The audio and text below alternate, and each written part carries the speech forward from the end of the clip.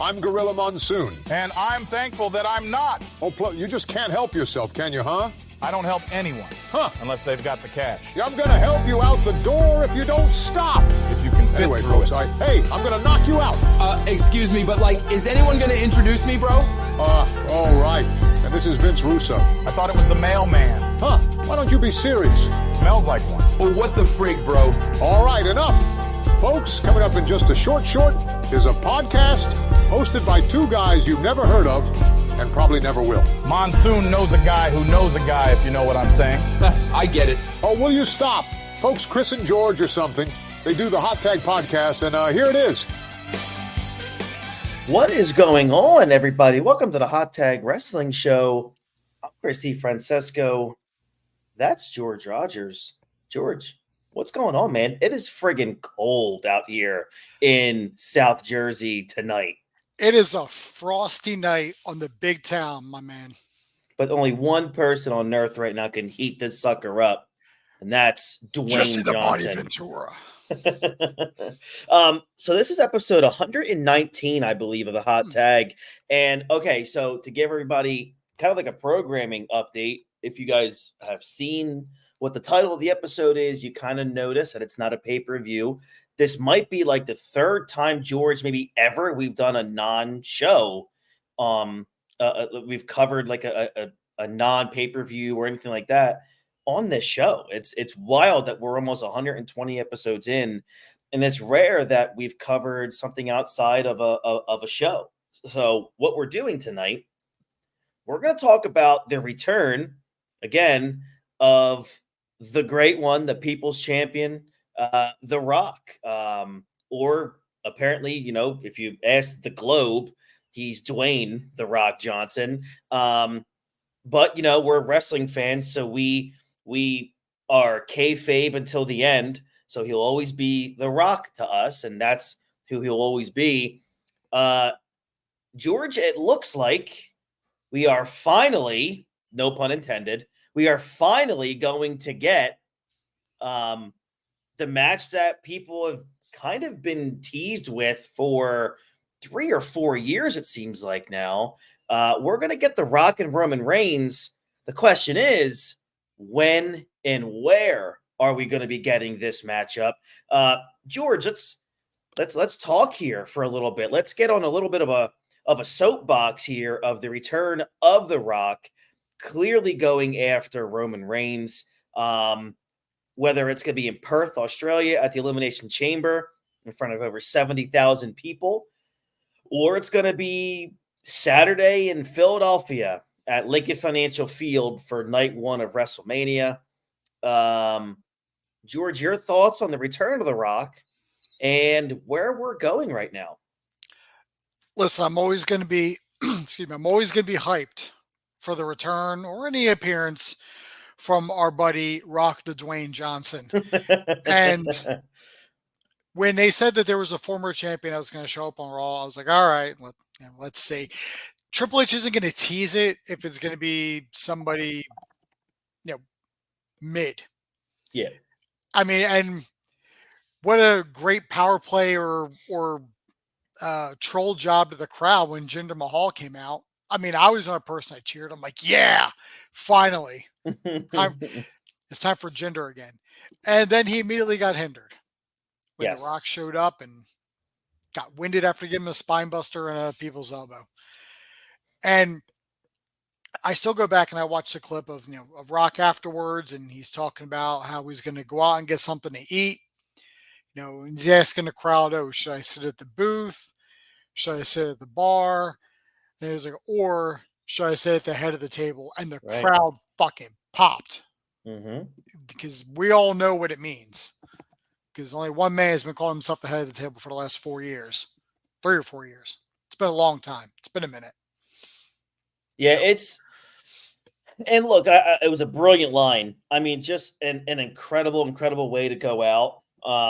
And look, what a treat for wrestling fans that one night, on the same night, they got not only the return of The Rock, but they got the return of Jinder Mahal. I mean, talk about getting your money's worth. Let me tell you something. We were eating good Monday night. Yes, we were. I got this big steak, these mashed potatoes when Jinder Mahal comes out, and then a Rock comes out. Boom, giant slice of cheesecake. It was you're not wrong. I went to bed So with a full tummy and a full heart, Christopher. yeah, I know. You're not wrong. So look, we get The Rock, who got pretty physical on Monday night. By the way, did they say it correctly? It's his first appearance on Raw in 11 years. He's been I smacked because he's been on SmackDown when he's That been showing up is lately. wild to Yeah. me. Dude, you could tell that WWE is pushing for that new Raw TV deal when they're like, you know what? No, we're gonna bring The Rock back on Raw. That's where we're gonna bring Rock back on is Monday Night Raw. God, they're really trying to get Warner Brothers to up that offer. Because we all know that WB wants to get out of that shit show AEW. So by the way, AEW almost lost to the developmental brand of the WWE this week. So By like 30,000, by like a pretty minuscule number. it's like a rounding error. So basically, it's the same damn thing. To be fair, when you take their ratings, and every show gets this, it's kind of an inflated number, at least for that first 15 minutes, because you get the overrun of whatever the show was beforehand if somebody's watching it and they don't Yeah. change the channel right away. Yeah. Now, as much as I don't like Big Bang Theory, I'm not going to deny the fact that it is a wildly popular show. Yeah. I mean, the reruns get higher ratings than 2 hours of live wrestling on Yeah. on TBS. Yep. So that's where like their ratings bump comes from. Mhm. It's the carryover from the Big Bang Theory the half hour before. Because when you Right. listen to the when you look at the breakdown that Brandon Thurston puts up on WrestleNomics, that first quarter of the 8 o'clock to 8:15 is always like an average of like a million plus. Yeah. But then 8:15, 8:30, they lose about 200,000 of that. Yeah, which is a So, lot. That's a yeah. lot to lose. So going back to where we're at here, now, of course, as soon as The Rock comes back, he makes he makes the statement about being the head of the table, blah blah blah. So we know where we're going, and of course, and I've said this for years now, and people can clip this and they can post it all they want. Nobody hates pro wrestling more than wrestling fans. And the minute this happens, you can go anywhere. You can go in the cesspool of Facebook, the cesspool of X or Twitter, and you could just read the comments of, well, there goes Cody's run. There goes the title. It's going to go on The Rock. And it's like, dude, shut up, all of you. You're getting The Rock versus Roman Reigns. Who cares where it's at right now? The fact that you're getting the biggest star in the history of professional wrestling, he's the biggest star. Now I'm talking about, I'm talking about inside and out of the ring, because The Rock is a global superstar. He's a global juggernaut. You're getting The Rock right now during WrestleMania season. And the first thing you want to do is wah for Cody Rhodes. You know who's not going to be crying? Cody Rhodes when his checks come or that direct deposit hits because of the revenue that The Rock is going to generate for the shows. The problem I have, and I don't mean this to slight against wrestling fans, but I probably do. You do. Don't sugarcoat Yeah, I know. Like, you're not the bookers. If you want, you know why? Because you're all booking AEW and you all suck ass at that, because the guy who runs it is a fan and he is brutal. He's running himself way out of the wrestling business, and I can't wait for that.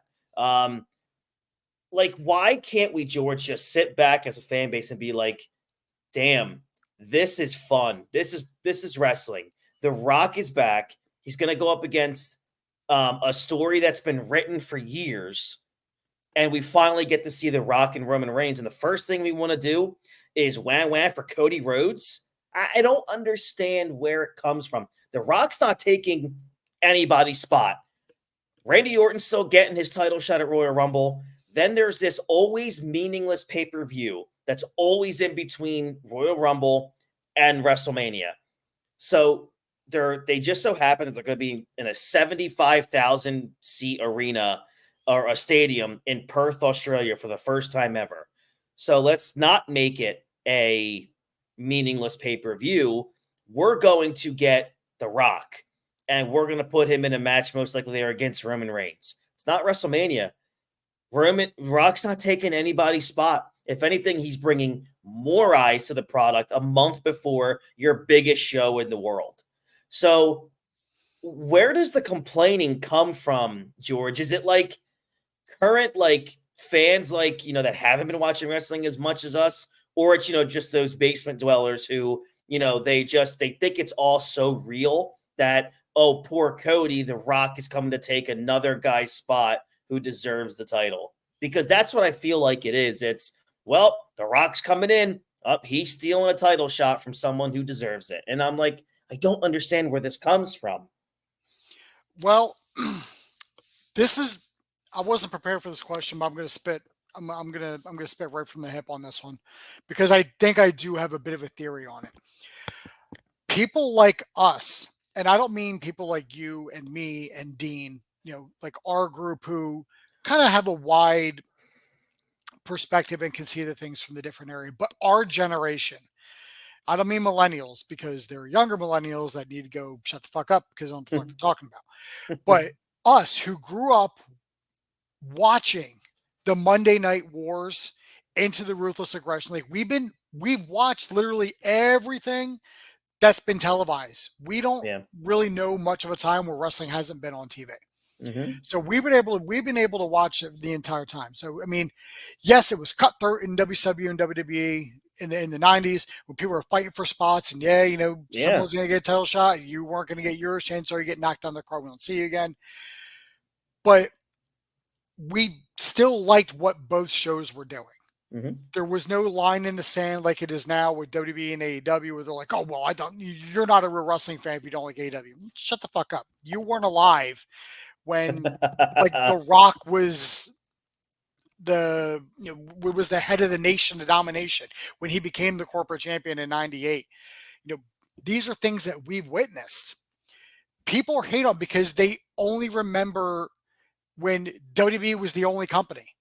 Mm-hmm. So chances are, in those days, if somebody was getting a title shot, somebody you didn't like was getting knocked down the card. Yeah.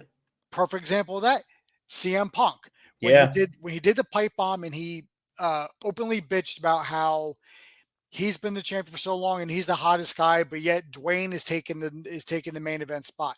So many people glommed onto what he said and held onto it for 10 years.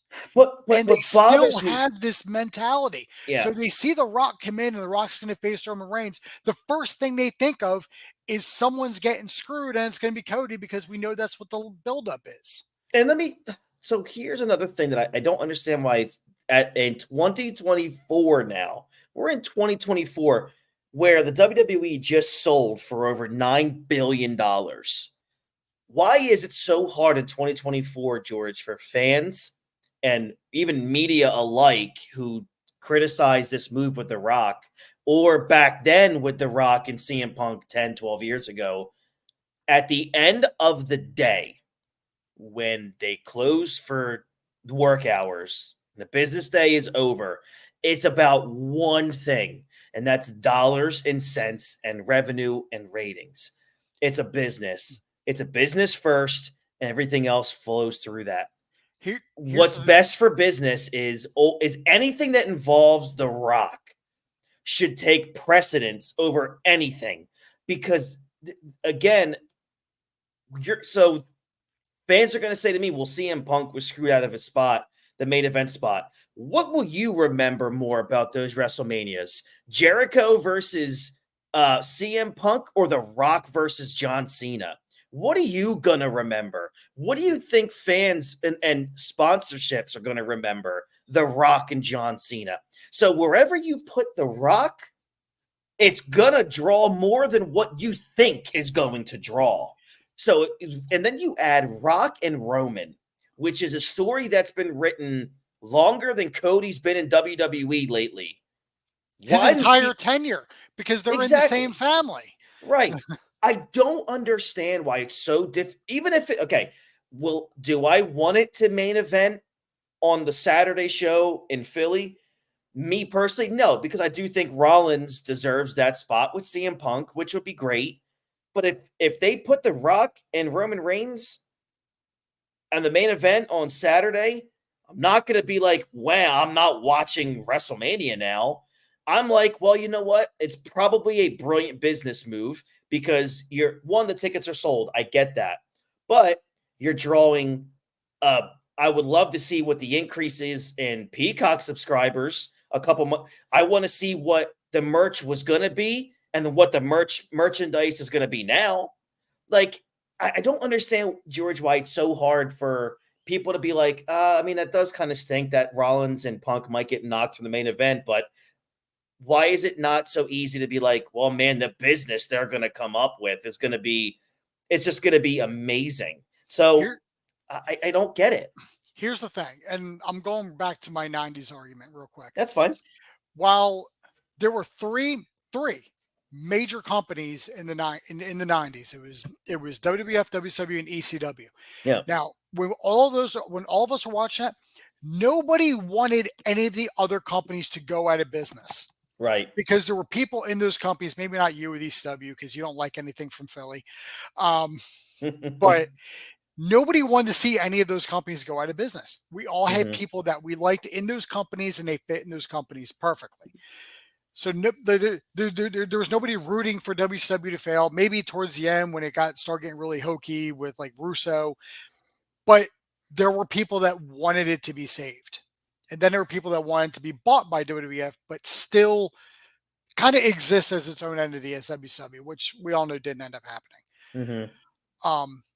Now there are because WWE has been the number one company. Well, it's been a lot more company longer than that, but it's been the only company. It's been the only game in town for the longest time, and fans are jaded from every decision that was made. You know, with John Cena, winning every pay-per-view match he was in, holding the belt so many times, to Triple H's reign of terror in 2002 to 2004. So now people just want the company to fail, so they basically root for it to go wrong. So they're going to bitch and piss and moan about, oh, well, The Rock's going to take the spot and Cody's going to get screwed. But what's their benefit to Cody being screwed? Cody leaves WWE again, then goes back to AEW, and people think he's going to boost the AEW ratings the way he did WWE, but it's not going to work that way. Like that, people want the company to fail so hard because they've been the only game in town that they're willing to overlook the fact that The Rock, who since he's retired, has only done a handful of matches since he's come back. He was the number 2 guy in the Attitude Era behind only Stone Cold Steve Austin, because everybody was behind Stone Cold Steve Austin. Well, he was number 1 in 99 and 2000, right? When Rikishi took him out. But But like, and here's a good example of that. Hogan came back in 2002, and The Rock and Hogan did not main event WrestleMania 18. Nope. Jericho and Triple H did. But when people talk about WrestleMania 18, what do they talk about? Yeah, Rock and Hogan, man. They talk about Rock and Hogan. That's where the money is. That's what people want to see. And I'm not discounting Seth Rollins and CM Punk. I think they do deserve that main event spot, because this is a fresh story that's building that has to culminate in a main event match. I agree. It has to. And look, I know the headline we have right here that's on the bottom. I can't stand he's a poisonous snake in the wrestling industry, but he did say and write something in the Observer today that makes a lot of sense, and it kind of backs our argument. So I kind of want to read this aloud to you guys. This is what Dave Meltzer said today. According to Dave, so again, guys, take this for what it's worth. He's right about maybe 10 to 20% of the time, but this does make sense. So he goes, while a match between The Rock and Roman Reigns seems to be the direction WWE is heading for WrestleMania, nothing is officially confirmed. The creative plans for this potential match are being kept under wraps, so there's no official announcement yet. Meltzer also pointed out that The Rock versus Roman Reigns would be a massive financial draw due to the star power and mainstream appeal of both wrestlers, specifically The Rock. The revenue generated from WrestleMania sponsorships, estimated to be over $20 million this year, would make this match super attractive to more potential sponsors. Although traditional pay-per-view buys may not be a significant factor, this match's potential to increase viewership, which I said in the beginning of the show, and engagement on non-linear WWE television platforms is substantial. So this is what this is quote from Meltzer. The reality is that even though the Cody Rhodes match has been teased and built on television, the Johnson match, Dwayne Johnson, is far, far bigger financially. With WrestleMania sponsorship now more than $20 million of a revenue stream, such a match is a far bigger to potential sponsors. While there is no significant money in pay-per-view, this match would be expected to do more, and the live gate for the shows will be the same either way, since they are selling out both nights. It will set records for the most people ever watching a WWE television event. So, look, I mean, George, I'm going to ask you, man, if the ball's in your court and you're Paul Levesque right now, you're Triple H, what are you doing? Are you saying, look, we're going to keep things as they are, and we're going to put Rock and Roman in Perth, Australia for the Elimination Chamber and get, a massive, massive audience for that at 5 a.m. in the morning on the East in America? Mhm. Or are you going to be like, look, this is the Rock and Roman Reigns. This deserves to be at WrestleMania 40 in Philadelphia, which just so happens to be the birthplace of The Rock's first main event WrestleMania match, which was at WrestleMania 15 against Stone Cold Steve Austin in Philly. What do you do? Yeah, I mean, I guess you got to weigh it from a couple different options. I mean, you look at obviously what Meltzer said about WrestleMania and what it could mean revenue wise for sponsorships and Peacock viewers, but also at the same time, by putting Rock and Roman in a main event spot on Elimination Chamber in Perth, Australia, you're boosting what is essentially a meaningless pay-per-view into being must-see. Yeah, So that's a big deal.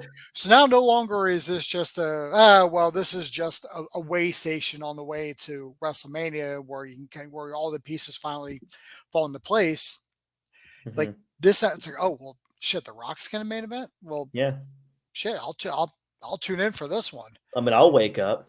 I'll wake up and watch it. I mean, I'm Right? usually up around that time anyway. Yeah. Just changing the day of the weekend, I'm usually up.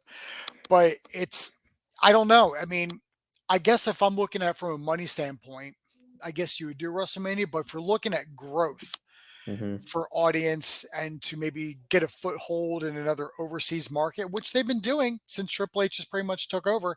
I mean, we're getting these premium live events in different countries. We had Backlash in Puerto Rico. They got Money in the Bank it was in London this year, right? Or hmm last year was. They're Yep. France is getting a pay per view. Germany is getting a pay per view, or premium live event, whatever. But now you're really going global. It's not just, oh well, we're going to go do a tour in Australia, or we're going to go do a tour in India. Like, no, you're getting major shows. Yeah. So I don't want to say global domination, but it's basically like playing Risk with wrestling companies. hmm And right now, they said they're going to solidify Australia. I mean, it's huge. It's huge just to kind of get more mainstream exposure. And it kind of it takes the United States out of the equation where, these other countries and fans feel left out because they weren't getting big time shows.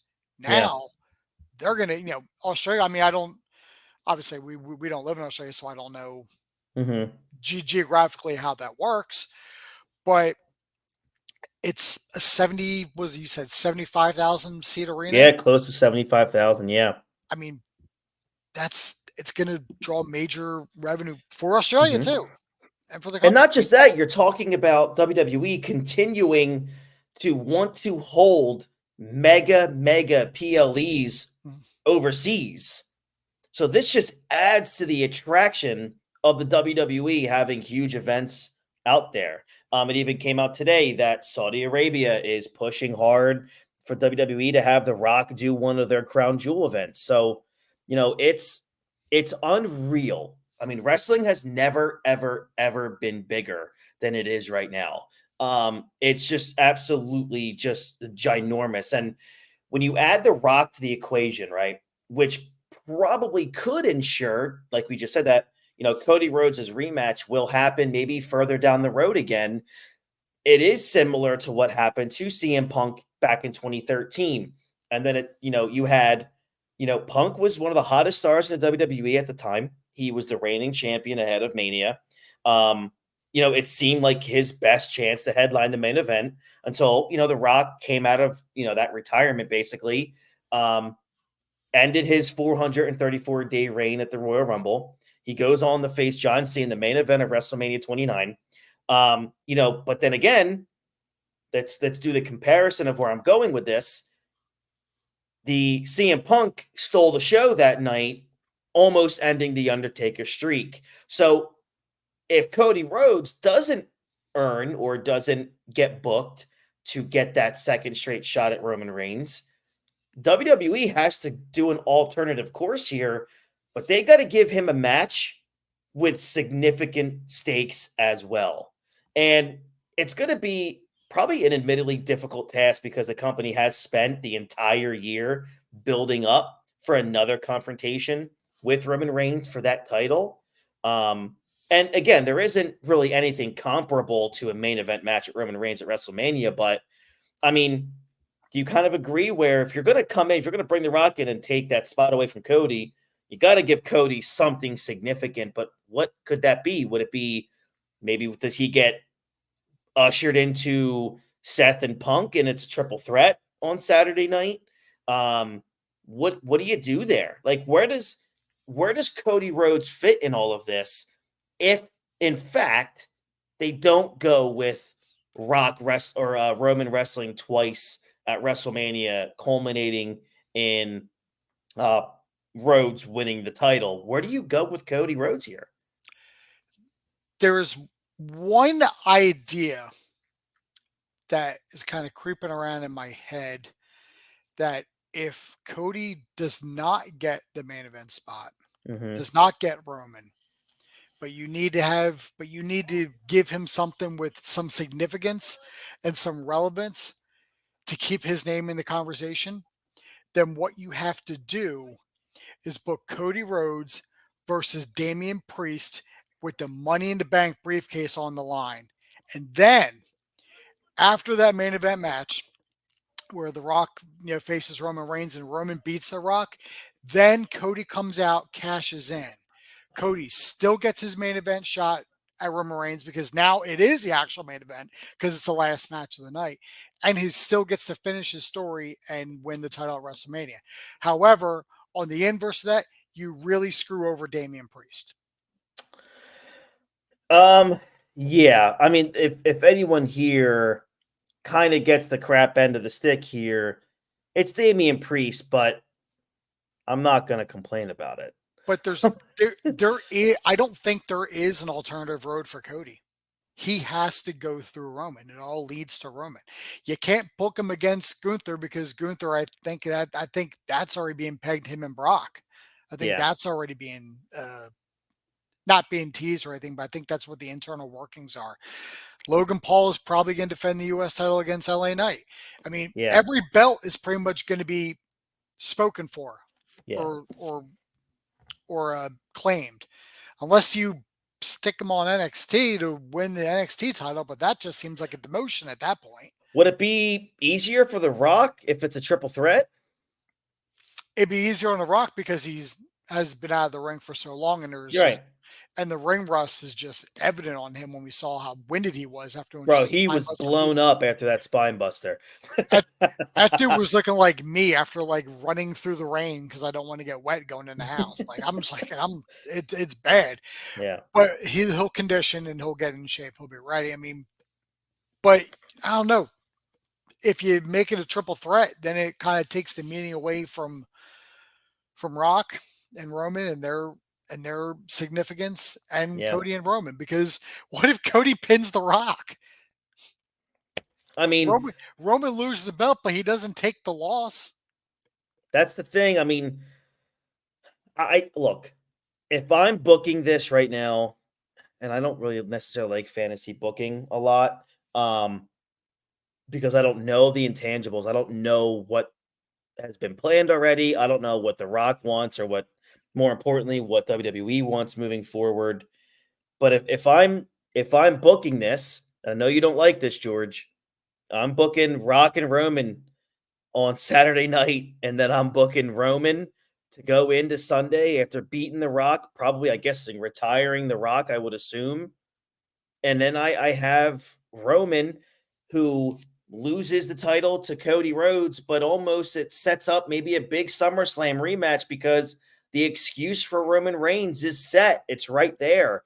So they're telling two stories in one night or in one weekend where, well, Roman lost because he had a huge brawl and a battle for the ages with The Rock on Saturday. So Cody Rhodes, picked up the pieces on Sunday and beat me and ended my reign. No pun intended there again. And he ended my reign as champion. So, like, the story's kind of written there for for them to come back to it, maybe for SummerSlam or Survivor Series or whatever. Whenever Roman Reigns comes back, I just feel that if you have Rock and Roman Reigns, in my head as a 30+ year wrestling fan, how do you not put that on the biggest show in the world? I just don't know how you can logically sit at a booking table or a creative table and be like, you know what? We could put The Rock and Roman at WrestleMania 40, but we shouldn't do that. I don't know how you can logically sit there and be like, yeah, this doesn't deserve to be at WrestleMania. Let me run another one by you real quick. All right, so say your idea goes into place where Roman wrestles both nights of WrestleMania, and he does The Rock on Saturday and does Cody on Sunday. Yeah. All right, actually no, let me scratch that. Let's do Rock Roman at WrestleMania night 2, and then Seth Punk night 1. Okay. So you can still make this a little bit of relevance. The only thing it kind of hits is maybe just a WrestleMania paycheck. You have Cody win the Elimination Chamber, which I think is what's already in the cards. Is he's going to win an Elimination Chamber match to face Roman at WrestleMania.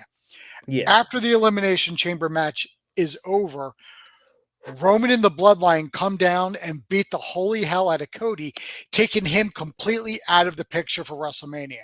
Mm-hmm. So now, main event time comes WrestleMania.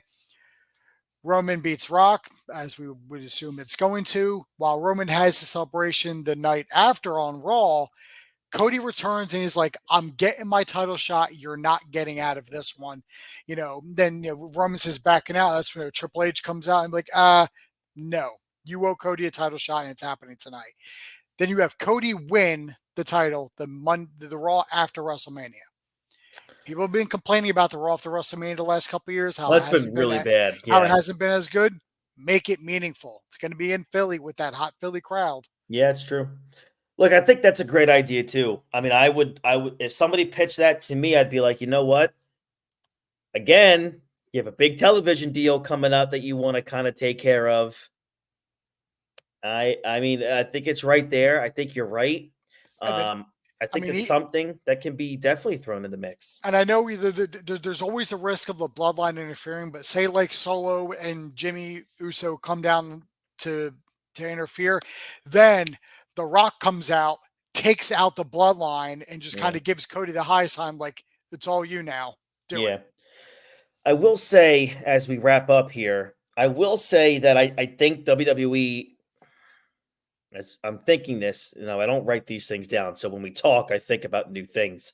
I think they might have booked themselves a little bit into a corner because, again, this is 2 years now you've been booking Cody Rhodes to get to this very moment. And you might get into a WrestleMania where he's not even on the card.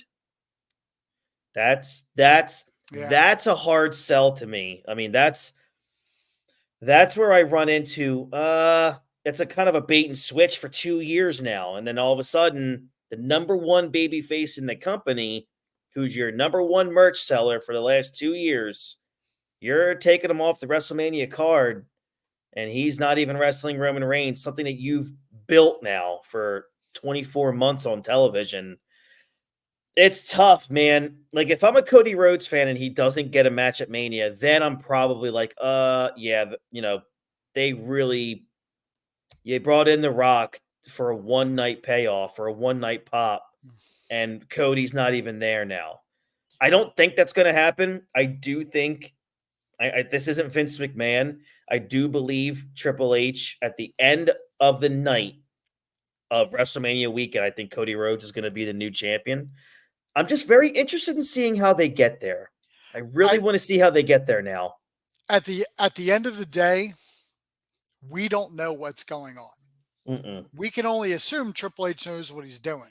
And considering the way the shows have been booked lately, it's safe to say he knows what he's doing. There is probably some plan that's in place that only like maybe him, Nick Khan, and Roman and Cody, they're the only ones that know about it. Mm-hmm. And we are just going to have to kind of have a wait and see attitude on it and see where it goes. I mean, we can listen to people like Meltzer and Alvarez and Sean Ross Sapp, and they can, but they don't know any more than we do, because I mean, I have it on good authority, which is you, that Meltzer is basically giving false information on a pretty consistent basis. Oh yeah. So, yeah. So it's, and the thing with Triple H is he's booking to the wide audience, not just that small 800,000 contingent that reads the fucking Observer. Eats Elmer's glue. And shrieks and does lines of code. Like it's, and the audience is going to be is the real judge of where it's going to go. It ain't the so-called journalists. I think Triple H knows what he's doing. The fans have been extremely receptive to the product lately. And I think when it comes to just bitching about The Rock, they just need something to bitch about.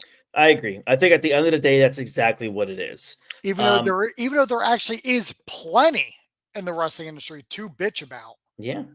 But I agree. We need to get those views. We need to get those likes. How do we do it? Well, hashtag The Rock. Hashtag WWE. Exactly. All right, George. I mean, that wraps us up for this week. Next week, we're going to have 2 shows for you.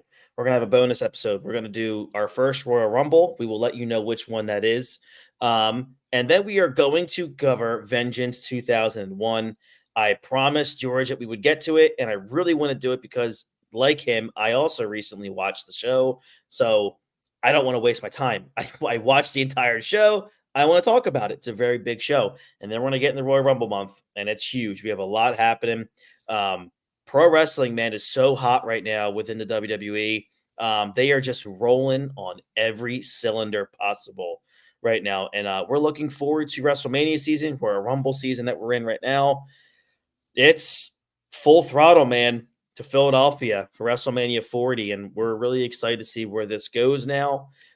We probably won't see The Rock on television for another month, but nonetheless, we'll see what happens. We've been shocked before. But even with the possibility that he may show up is going to be even the smallest of ratings bumps. Yeah. Just because, hey, he might show up. What's he gonna say? Where is he gonna say? So I agree. All right. Paul Heyman was just on SmackDown. I don't know what he said, but I'm gonna go back and look. But yeah, I know they did mention The Rock because I got the captions on, but I just didn't sit there and read it because obviously business before pleasure. That's right. Let me know what he said. All right. This has been the Hot Tag Show. You guys can follow us obviously on Instagram, the Hot Tag Podcast. Also, if you're watching on YouTube or listening, smash that like button, hit subscribe. Let's get some subscriber bumps here. So very much looking forward to next week. We're covering a Royal Rumble show. We'll let you know what that is. And then we are going to cover additionally Vengeance from 2001. George, thank you so much for checking in with us tonight. As usual, I'm Christy Francesco, and we'll catch you guys down the road. Have a great rest of your weekend. We'll catch you here.